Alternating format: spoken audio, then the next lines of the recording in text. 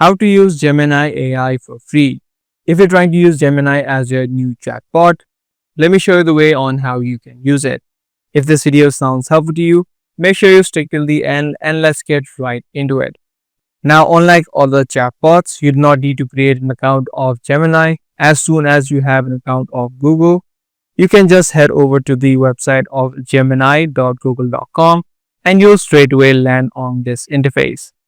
Now, there are multiple versions of Gemini, but for the most part, it is free. You can see on the top left of the screen, there are two models, the 2.5 Flash and then 2.5 Pro. So you can choose among both of these models, which are completely free to use. But if you want to upgrade, you can click on the upgrade button and upgrade to the Plus plans. But if you want to use it for free, just you select one of these models and you can start chatting or asking any queries. So that's all there is for this video. If this video was helpful to you, be sure to let us know by giving this video a thumbs up. That's pretty much it for today. I'm gonna see you guys in the next one.